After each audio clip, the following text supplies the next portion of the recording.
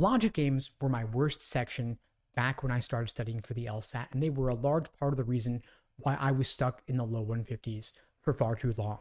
I would have gotten my 175 much faster if they hadn't been on the test at all. So for me personally, removing logic games would have increased my LSAT score, and I imagine the same is true for a lot of others out there with humanities backgrounds like me. For example, I personally majored in political science. I know a lot of other pre-laws also majored in poli-sci or similar. However, removing logic games would likely reduce LSAT scores for STEM majors, but there are a lot more humanities majors out there applying to law school than there are STEM majors, so a version without logic games is probably easier for the majority of applicants. But we should draw a distinction here. An easier LSAT doesn't make it easier to get a top score because LSAC can simply adjust the quote-unquote curve accordingly when they're calculating raw scores into scores out of 180. In fact, April and June LSAT scores were a lot lower than many students expected, and it could be that LSAC is looking to reduce all the recent LSAT score inflation. For those who aren't aware, over the past 4.5 years or so, there has been a ton of LSAT score inflation. LSAT medians at law schools across the board are rising year over year for a couple of reasons. One is the temporary LSAT flex format introduced at the beginning of the pandemic. LSAC kind of messed up the curve on the LSAT flex. They didn't realize that making the LSAT shorter and letting you take it from home would make it easier for people to get higher scores, and they didn't adjust the curve accordingly.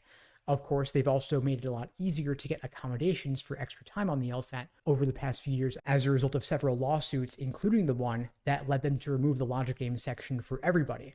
They've also made it easier to retake the LSAT because they've increased the number of LSAT administrations from 4 per year prior to the pandemic to now 8 times per year. And so more opportunities to take the LSAT means there's more chances to retake the LSAT. And because law schools don't average multiple LSAT scores, but rather they only take the highest score, it makes sense for applicants to retake if it's not going to affect their timeline too much. So all of this to say, a version of the test without the logic game section may make the curve slightly more lenient, meaning you can get more questions wrong and still get a 170. Although the logic game section was the hardest for a lot of applicants like myself going in, it actually is the easiest section to perfect over time because the patterns are more apparent and overt in logic games than in logical reasoning or reading comprehension.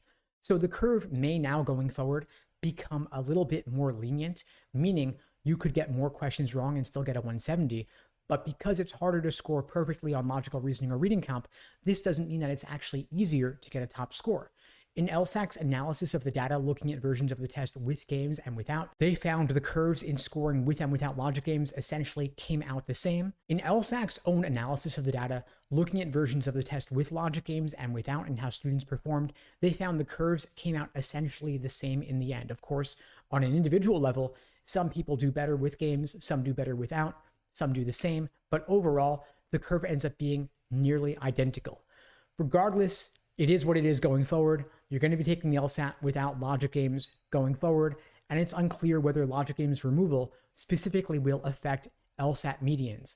But with it being easier to retake the LSAT, and with LSAC being more liberal in granting accommodations, LSAT medians are likely to keep increasing no matter what.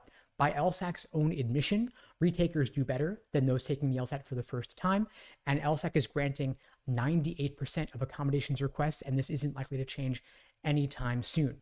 If you're still taking the LSAT going forward, of course, there are a variety of ways I can help you out on your journey to scoring 170 plus.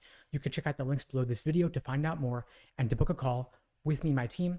We'd be glad to help you out. And of course, since logical reasoning is 2/3 of the test going forward, you're going to want to spend your time focusing there and specifically focusing on the most common types of logical reasoning questions like necessary assumption, inference, and flaw. But you don't just want to stop there. You also want to focus on the method of reasoning in the stimulus and the review process in depth.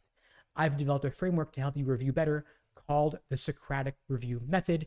It's a cornerstone of my courses and my one-on-one LSAT coaching programs. And so again, check out the links to find out more and book a call with me, my team. And if you're sad about logic games being off the test, I'm sad to see them go also, but of course it is what it is, and law schools won't care whether you took the LSAT with the logic game section or without the logic game section. And by the way, I know a lot of you out there are sad to see the logic game section go. I'm personally sad to see them go as well, but it is what it is, and law schools won't care which version of the test you took, with the games or without.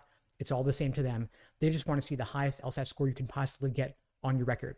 Anyway, folks, that's all for now. In the meantime, I'll wish you all the best and take care.